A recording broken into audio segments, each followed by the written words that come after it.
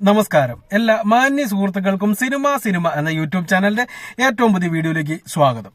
ഞാനിന്ന് നിങ്ങൾക്ക് മുമ്പിൽ വന്നിരിക്കുന്നത് ഈ കഴിഞ്ഞ ആഴ്ച റിലീസ് ചെയ്ത് വളരെയധികം ഡീഗ്രേഡിംഗ് കേരളത്തിൽ നിന്ന് ലഭിക്കുകയും മറ്റ് സ്ഥലങ്ങളിൽ നിന്നെല്ലാം ശരാശരി അഭിപ്രായം നേടുകയും ഹിന്ദിയിൽ ഭീകരമായിട്ടുള്ള അഭിപ്രായം നേടുകയും ചെയ്ത പുഷ്പ 2 എന്ന് പറയുന്ന സിനിമയുടെ വേൾഡ് വൈഡ് കളക്ഷനെ കുറിച്ച് നിങ്ങളോട് സംസാരിക്കാൻ വേണ്ടിയാണ്. നിങ്ങൾ അറിഞ്ഞു കാണുമെന്ന് ഞാൻ വിശ്വസിക്കുന്നു. ഒഫീഷ്യലായിട്ട് തന്നെ റിപ്പോർട്ട് പുറത്തു വന്നു. 6 ദിവസം കൊണ്ട് ചിത്രം 1000 കോടി ക്ലബിൽ കയറിയിരിക്കുന്നു. നമ്മൾ അതിന്റെ ഡീറ്റെയിൽ ആയിട്ടുള്ള കാര്യങ്ങളാണ് ഇന്ന് സംസാരിക്കാൻ പോകുന്നത്. പ്രത്യേകിച്ച് ഹിന്ദിയിൽ എത്ര നേടി ഓരോ ദിവസത്തെയും കണക്കുകളൊക്കെ ലഭ്യമായിട്ടുണ്ട്. മലയാളത്തിൽ ഇപ്പോൾ എങ്ങനെയാണ് പെർഫോം ചെയ്യുന്നതെന്നതും നമ്മൾ ഇന്ന് ഈ വീഡിയോയിലൂടെ പരിശോധിക്കുന്നുണ്ട്. അപ്പോൾ നമുക്ക് ഡയറക്റ്റ് വീഡിയോയിലേക്ക് കിടക്കാം. അതിനു മുമ്പ് ചെറിയ ഒരു റിക്വസ്റ്റ്.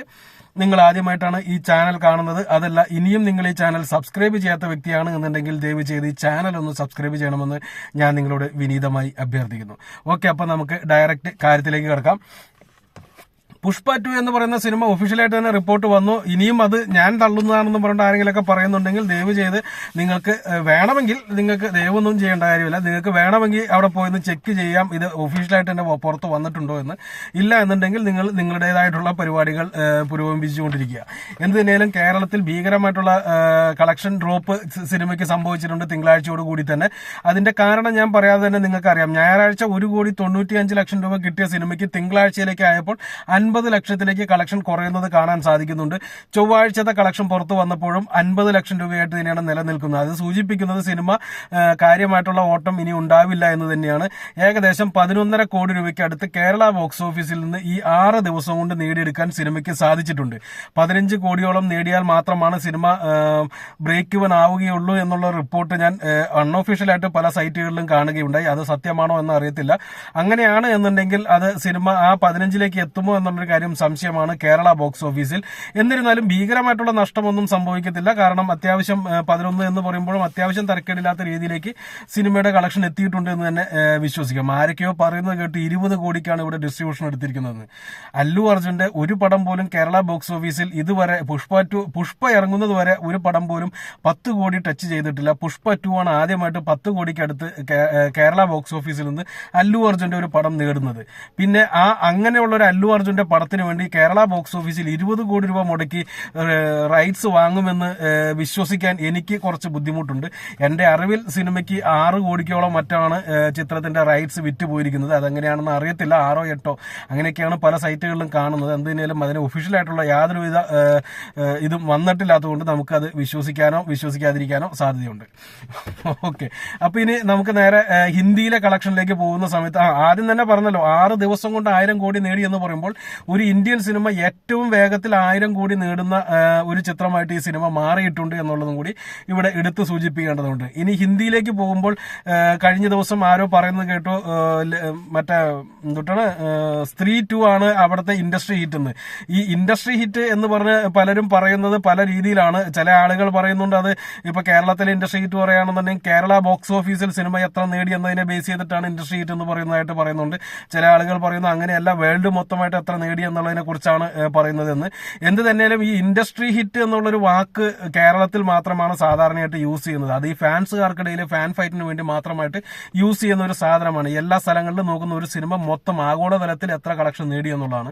അങ്ങനെ നോക്കുന്ന സമയത്ത് സ്ത്രീ എന്ന് പറയുന്ന സിനിമയ്ക്ക് അത്ര വലിയ കളക്ഷൻ ഒന്നും കിട്ടിയിട്ടില്ല. 600 കോടിക്ക് അടുത്ത് മാത്രമാണ് സ്ത്രീ എന്ന് പറയുന്ന സിനിമ നേടിയിട്ടുള്ളത്. പക്ഷേ ഈ പറഞ്ഞ മാതിരി ഹിന്ദി ബെൽറ്റ് മാത്രമാണ് നോക്കുന്നത് എന്നുണ്ടെങ്കിൽ ഒരു പക്ഷേ സ്ത്രീ ആയിരിക്കുമെന്ന് എനിക്ക് തോന്നുന്നു. കാരണം സ്ത്രീക്ക് വേൾഡ് വൈഡ് ഒന്നും വലിയ കാര്യമായിട്ടുള്ള സംഭാവനയൊന്നും നേടിയെടുക്കാൻ സാധിച്ചില്ല.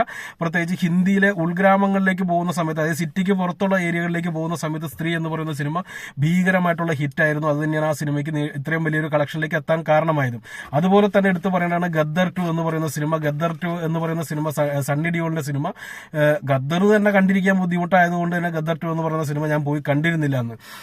ആ സിനിമയ്ക്കും ഈ പറഞ്ഞ മാതിരിയുള്ള സിറ്റികൾക്ക് പുറത്ത് ഗ്രാമങ്ങളിലേക്ക് ഭീകരമായിട്ട് സിനിമ ഹിറ്റായതുകൊണ്ടാണ് ആ സിനിമ ഇത്രയും വലിയൊരു ഹിറ്റിലേക്ക് മാറിയത്.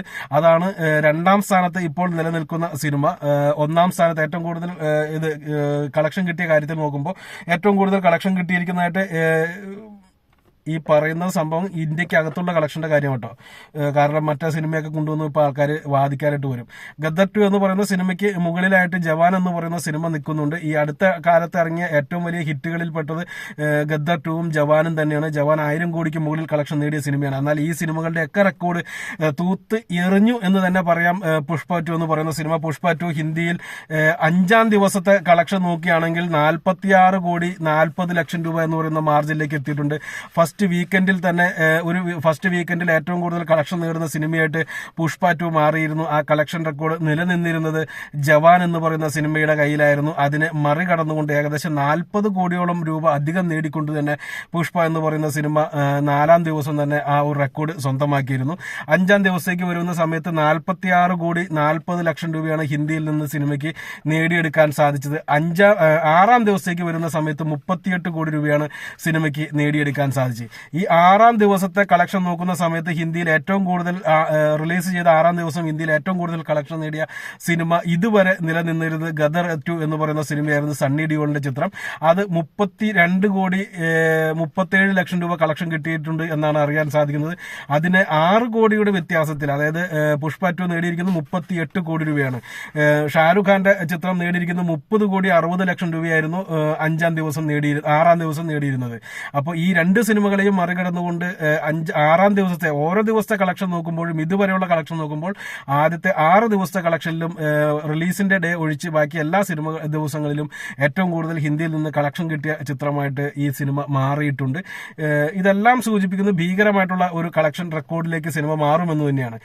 ഗദർ 2 ഇത്രയും ദിവസം കൊണ്ട് 320 കോടി രൂപയാണ് ഹിന്ദിയിൽ നിന്ന് നേടിയത്. ജവാൻ 6 ദിവസം കൊണ്ട് 306 കോടി 58 ലക്ഷം രൂപ നേടിയെടുക്കാൻ ജവാന് സാധിച്ചപ്പോൾ ഹിന്ദിയിൽ 370 കോടി 10 ലക്ഷം രൂപ 6 ദിവസം കൊണ്ട്, അതായത് സകലമാന റെക്കോർഡുകളും തൂത്തു. അതായത് 320 കോടി രൂപ എന്ന് പറയുന്ന ഗദ്ദറിന്റെ റെക്കോർഡിന് 50 കോടി രൂപയുടെ വ്യത്യാസത്തിലാണ് ഈ ചിത്രം മറികടന്നിരിക്കുന്നത് എന്നുള്ളത് മറക്കാതിരിക്കുക. അതുപോലെ തന്നെ ഏറ്റവും വേഗത്തിൽ 350 കോടി നേടുന്ന ഹിന്ദി ചിത്രമായിട്ട് പുഷ്പ 2 എന്ന് പറയുന്ന സിനിമ ഇതിനോടകം മാറിയിട്ടുണ്ട് എന്നുള്ളതും അംഗീകരിക്കുക. ഇതെല്ലാം അംഗീകരിക്കുക എന്ന് പറയാൻ കാരണം, അംഗീകരിക്കാൻ ഇപ്പോഴും മടിയുള്ള കുറെ ആളുകൾ നമ്മുടെ നാട്ടിലുണ്ട്. പടം കാണാത്തവരാണ് അധികവും എന്നുള്ളത് വലിയ രസകരമായിട്ടുള്ള സംഭവമാണ്. കാരണം കമന്റ് കേൾക്കുമ്പോൾ അറിയാലോ. ഇന്ത്യയിൽ നിന്ന് ഈ ചിത്രം ഇതുവരെ നേടിയിരിക്കുന്നത് 645 കോടി 95 ലക്ഷം രൂപ, 646 കോടി രൂപയാണ് ഇന്ത്യൻ ബോക്സ് ഓഫീസിൽ നിന്ന് മാത്രമായിട്ട് ഈ സിനിമ നേടിയിരിക്കുന്നത്. അതിനകത്ത് 370 കോടി രൂപ ഹിന്ദിയിൽ നിന്നാണ് എന്ന് പറയുമ്പോൾ പിന്നീട് 270 കോടി രൂപയോളം മാത്രമാണ് സൗത്ത് ഇന്ത്യൻ സ്റ്റേറ്റുകളിൽ നിന്ന് ഈ സൗത്ത് ഇന്ത്യൻ സിനിമ നേടിയിരിക്കുന്നത്. സിനിമയുടെ ഫസ്റ്റ് ഡേ കളക്ഷൻ റിപ്പോർട്ട് നമ്മൾ പറഞ്ഞ സമയത്ത് തന്നെ പറഞ്ഞിരുന്നു, ഈ സിനിമയ്ക്ക് ഫൈനൽ കളക്ഷൻ വരുന്ന സമയത്ത് ഒരു പക്ഷേ തെലുങ്കിനേക്കാൾ കൂടുതൽ കളക്ഷൻ ഹിന്ദിയിൽ നിന്ന് കിട്ടിയേക്കാമെന്ന്. തെലുങ്കിനേക്കാൾ കൂടുതൽ കളക്ഷൻ അല്ല, സൗത്ത് ഇന്ത്യൻ ഭാഷകളിൽ നിന്ന് എല്ലാം കിട്ടിയതിനേക്കാൾ കൂടുതൽ കളക്ഷൻ ഈ ചിത്രത്തിന് ഇന്ത്യൻ ബോക്സ് ഓഫീസിൽ ഹിന്ദിയിൽ നിന്ന് നേടിയെടുക്കാൻ സാധിച്ചു.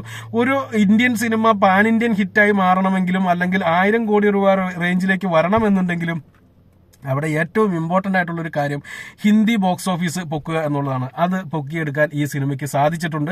സകലമാന റെക്കോർഡുകളോടും കൂടി തന്നെ പൊക്കിയെടുക്കാൻ ഈ സിനിമയ്ക്ക് സാധിച്ചിട്ടുണ്ട്. ഇത് 1200-ലും നിൽക്കുമെന്ന് എനിക്ക് തോന്നുന്നില്ല. ഈ സിനിമയുടെ ഫൈനൽ കളക്ഷൻ വരുന്ന സമയത്ത് ഏകദേശം 1400-1500 കോടി രൂപയോളം വന്ന് നിൽക്കും എന്നുള്ളൊരു കാര്യം ഏകദേശം ഉറപ്പിക്കാം. അപ്പോൾ SS രാജമൗലി എന്നുള്ളൊരു പേരിനും അതുപോലെ തന്നെ പ്രവാസ് എന്ന് പറയുന്ന ഒരു പേരിനും അപ്പുറത്തേക്ക് സൗത്ത് ഇന്ത്യൻ സിനിമയിൽ നിന്ന് മറ്റൊരു പേര് കൂടി വന്നിരിക്കുന്നു, അല്ലു അർജുൻ എന്നുള്ളൊരു പേര്.